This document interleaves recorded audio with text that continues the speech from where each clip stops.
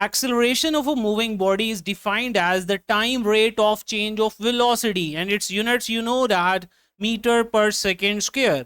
यहाँ बहुत इंपॉर्टेंट एक पॉइंट है जो कि स्टूडेंट्स यहाँ पे गलती करते हैं कि एक्सेलरेशन की डायरेक्शन होती है along the direction of change in velocity delta we.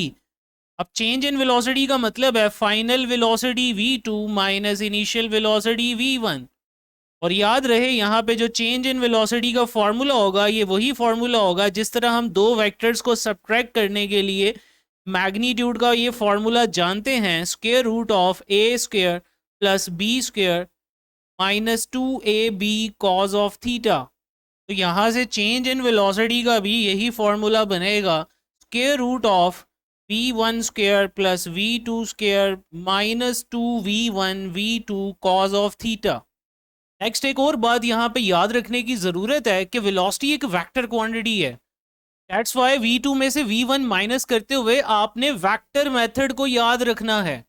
Suppose कीजिए कि एक car constant speed of 10 metre पर सेकेंड से मूव कर रही थी in the direction of east, फिर एक टर्न आया, वो टर्न लेने के बाद अब मूव कर रही है in the direction of south with the same speed of 10 metre पर सेकेंड।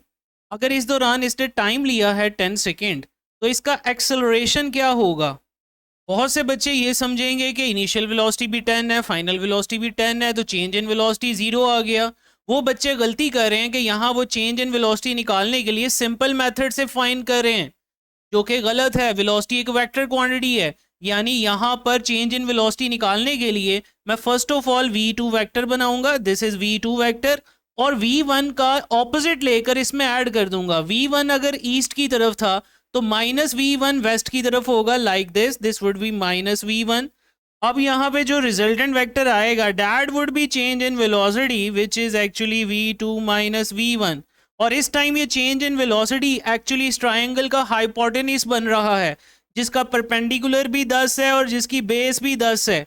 सो हाइपोटेन्यूज की वैल्यू इस टाइम क्या आएगी? स्क्वायर रूट के अंदर बेस का स्क्वायर और परपेंडिकुलर का स्क्वायर करना होता है। So answer would be under root 200 which is approximately 14 metre पर सेकेंड।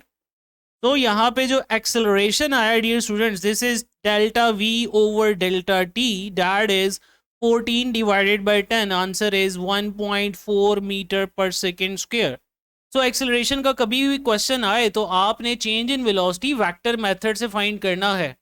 नेक्स्ट ये क्वेश्चन सपोज कीजिए, इस डायग्राम में आप देख रहे हैं सर्कुलर पाथ है, इसमें बॉडी ए से बी मूव की है, यानी 90 डिग्री रोटेशन वो मूव की है विद कांस्टेंट स्पीड, यानी इसकी जो स्पीड कांस्टेंट है दैट इज v।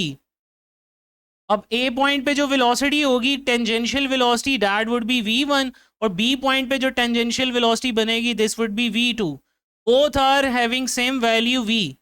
अब वेक्टर मेथड से अगर मैं इसे ऐड करूं तो सबसे पहले मुझे v2 बनाना है और इसमें माइनस v1 ऐड करना है, यानी v1 अगर ऊपर है तो माइनस v1 नीचे होगा, this would B minus v1।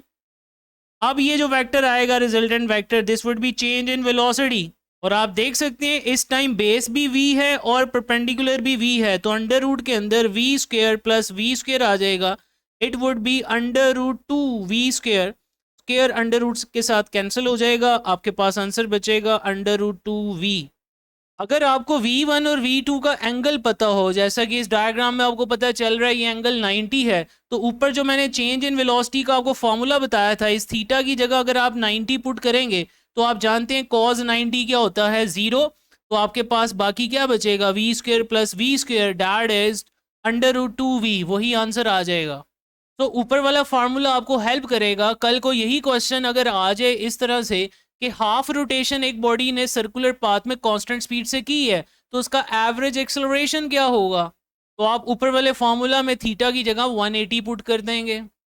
कल को वो कह देते हैं कि एक बॉडी सर्कुलर पाथ में मूव करते हुए 120 डिग्री रोटेट की है, तो अब इसका चेंज इन वेलोसिटी क्या होगा या एक्सेलरेशन क्या होगा। So this is how we calculate change in velocity in various cases.